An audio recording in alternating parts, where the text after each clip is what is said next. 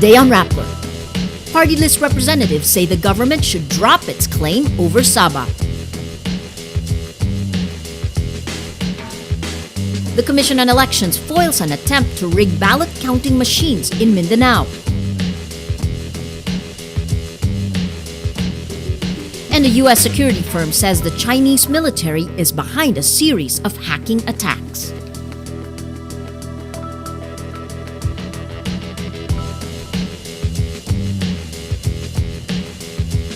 Hello, I'm Maria Ressa. Welcome to Rappler, your social news network. With an ongoing standoff in Sabah, party list representatives say the government should forget its claim that dates back to the Sultanate of Sulu. In a statement Tuesday, Akbayan Representative Walden Bello says the last thing we need at a time when we have a territorial dispute with China is another territorial dispute. Agam Representative Angelo Palmones says the issue over Sabah should be settled through diplomatic channels. The Sultanate of Sulu once controlled parts of Borneo, including the site of the current standoff between a group of Filipinos and Malaysian security forces. The Philippines has not pursued its claim over Sabah since 1964. On Monday, the Department of Foreign Affairs urged the group of Filipinos who crossed over to Sabah last week to leave peacefully. But Sulu Representative Tupay Loong says if they leave the area, their claim will die a natural death. Our social media post of the day comes from Facebook user Louis Reyes. He says Sabah is historically part of the Philippines. We should let the international courts decide this and don't relinquish our claim. China on Tuesday formally rejects arbitration proceedings initiated by the Philippines to resolve its territorial dispute over the West Philippine Sea. In a statement, the Philippine Department of Foreign Affairs says it received a note verbal from Chinese Ambassador to the Philippines, Ma Keqing, quote, stating that China rejects and returns the Philippines' notification and statement of claim. The DFA says China reiterated its position that it has undisputable sovereignty over the entire South China Sea. But the DFA says this excessive claim is the core issue of the Philippines' arbitration case against China. The department says China's action will not interfere with the Philippines' move to raise a territorial dispute to a United Nations arbitration tribunal. The Commission on Elections says there's a group offering to manipulate ballot counting machines in a small town in Mindanao. COMELEC Chair Sixto Brillantes Jr. says the National Bureau of Investigation caught the suspects in an entrapment operation in Manila on Monday. The suspects introduced themselves as engineers from Smartmatic and offered to rig precinct count optical scan machines, the PCOS machines, for 5 million pesos. The suspects proposed this to mayoralty candidate Abdul Salam Haji Harun of Simuno, Tawi-Tawi. The NBI arrests the suspects after receiving marked money from Harun. The two are accused of estafa and usurpation of authority. But Brillantes says the PCOS cannot be manipulated. He says COMELEC publicized the rigging attempt to deter similar offers. Realidad is kasama ito sa syndicate o maraming gumagawa na hiwa-hiwalay. Diba? So lahat sila medyo nawawarning ng konti nila. Gusto niyo bang hindi namin i-announce para mag-continuous pa rin naman loko sila ng mga tao? Kaya tayo humuhuli. But election watchdogs doubt the security of the machines, particularly the source code or set of instructions for the PCOS. International experts certified the source code, but local groups cannot review it because of a legal dispute. Commission on Elections Chair Sixto Brillantes says it may disqualify an administration candidate after she reportedly engaged in illegal campaigning. Brillantes did not name the senatorial bet who hosted a game on Facebook and Twitter with an iPad as the prize. A check on Twitter points to senatorial candidate Jambi Madrigal. Hindi, wala pa nga tayo sinasabi. Tini-check pa namin. This will fall under the probably illegal campaigning. Legal campaigning. So, kasi nagbibigay ka ng premyo. In a tweet dated February 15th, Madrigal wrote, "Speak your mind about corruption and win an iPad." Brillantes says if Madrigal pulls down the online campaign material, COMELEC may not push through with the charges. Section 97 of the Omnibus Election Code says it is illegal to hold contests for the support of any candidate. Rappler is still trying to reach Madrigal and her staff for comment. Team Pinoy holds a campaign rally in Sabu, a territory of the Garcia clan, which is an ally of opposition United Nationalist Alliance. UNA held its proclamation rally in the vote-rich province last week. Carmela Fonbuena files this video blog. Tropical depression preceding reigns on the Team Pinoy campaign rally in Talisay City here in vote-rich Cebu province. They had to move the venue from the open grounds located across the street from the Talisay City Hall to this gym. President Aquino is here, but only 4 of his handpicked candidates are with him. The others sent representatives. The crowd is smaller than the crowd last week of rival senatorial slate United Nationalist Alliance or UNA of Vice President Pinoy, who chose Cebu for its proclamation rally. It's interesting because Cebu delivered overwhelmingly in 2010 elections for the Liberal Party tandem, President Aquino, and defeated Vice Presidential candidate Mar Roxas.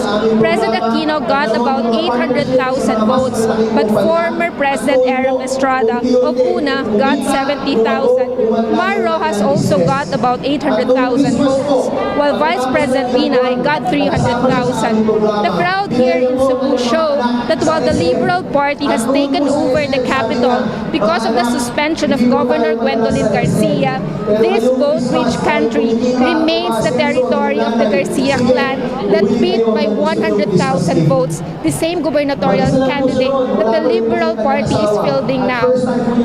But the local campaigns has not started. The Liberal Party says it wants this province, it wants the capital, and President Aquino hopes that his personal campaigning will achieve that. Carmela Fonbuena, Rappler, Cebu.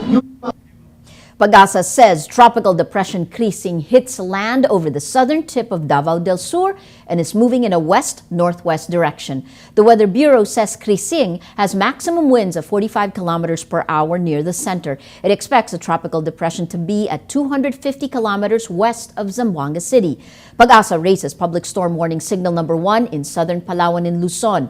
Signal number 1 is also raised in the following areas in Mindanao: Davao del Norte, Davao del Sur, Samal Island, Davao Oriental, Compostela Valley, southern part of Surigao del Sur, Agusan del Sur, Bukidnon, Lanao del Norte, Lanao del Sur, North Cotabato, Maguindanao, Sultan Kudarat, South Cotabato, Sarangani, Misamis Occidental, Zamboanga del Norte, Zamboanga del Sur, Zamboanga Sibugay, Basilan, Sulu, and Tawi-Tawi. Estimated rainfall amount is from 5 to 15 millimeters per hour within the 300-kilometer diameter of the tropical depression. The Philippine Stock Exchange breaks the 6,600 level Tuesday for the first time. It hits an intraday peak of 6,632.56 before settling at 6,620.72 by the end of trading. This is the 18th record high for 2013 and reflects a 55-point increase from Monday's close of 6,565.23. Bloomberg notes the PSEI climbed 13% since January. A report by American computer security firm Mandiant suggests a Chinese military unit is responsible for cyber attacks against various companies around the world. Mandiant says the security breaches attributed to advanced persistent threat groups show, quote, the groups conducting these activities are based primarily in China and that the Chinese government is aware of them. Mandiant says the most persistent of these is a group it called APT-1. Some findings indicate APT-1 is located in Datong Road within Shanghai. It adds APT-1 is located in the same area as the People Liberation Army's Unit 61398. The nature of Unit 61398's work is considered a state secret, but Mandiant believes it engages in harmful computer network operations. The report says Unit 61398 is, quote, similar to APT-1 in its mission, capabilities, and resources. The New York Times says the attacks focus not just on stealing information, but on, quote, obtaining the ability to manipulate American critical infrastructure. The American government is hesitant to link the two groups because of diplomatic issues. On Tuesday, Chinese Foreign Ministry spokesman Hong Lei dismisses the findings as, quote, groundless accusations. Well, let's now look at Rappler's Wrap for today, a list of the 10 most important events around the world you shouldn't miss. At number 1, Thailand's economy soars by 18.9% in the fourth quarter of 2012, after growing a meager 0.1% in 2011 when floods swamped most of the country and crippled production in the auto and electronics sectors. Thailand performs a remarkable 6.4% in 2012, putting it at par with the Philippines' 6.6% performance and Indonesia's 6.23%. At number 7, several BBC programs, including flagship shows Today and Newsnight, failed to air Monday after journalists walk out for a 24-hour strike as a campaign against another round of job cuts. Journalists set up picket lines after union leaders and managers failed to agree on the redeployment of about 30 people, staff members facing the axe. The job cuts are driven by a fall in the revenue BBC gets from the license fee paid by everyone in Britain with a television. BBC is struggling to restore order in its ranks following the crisis over child sex abuse allegations. At number 9, Jerry Buss, who guided the Los Angeles Lakers to an unprecedented run of success over the past 3 decades, died Monday. He was 80. Buss won 10 NBA titles as owner of the Lakers, more than any other team owner in league history after purchasing the Lakers in 1979. NBA Commissioner David Stern says the league, quote, lost a visionary owner whose influence on our league is incalculable and will be felt for decades to come. And at number 10, a study shows 2 factors have an effect on kids who watch TV: the quality of the shows and the length of time kids spend in front of the TV. If kids watch violent shows, they are more likely to exhibit aggressive tendencies. But if they watch the same amount of television but tuned in to shows promoting healthy social interactions, they exhibit healthy social behaviors like empathy, helpfulness, and concern for others. For the full top 10, visit Rappler.com's The Wrap. DevX, the world's largest community of aid and development professionals, awards 40 people it sees as the next generation of leaders in the development community. Rappler multimedia reporter Patricia Evangelista is one of the people receiving the award. DevX says the awardees are, quote, selected based on their influence on the development agenda and impact on development results in the Philippines and abroad. Every story on Rappler has a mood meter which gives you 8 emotions to choose from. Click how you feel and your vote comes down to the mood navigator in the middle of the front page, which crowdsources the mood of the day. It also gives you the top 10 stories that received the most votes on their mood meter. If we take a look at the mood navigator today, we see the stories. Philippines tells Pinoys in standoff, leave. This is the standoff in Sabah.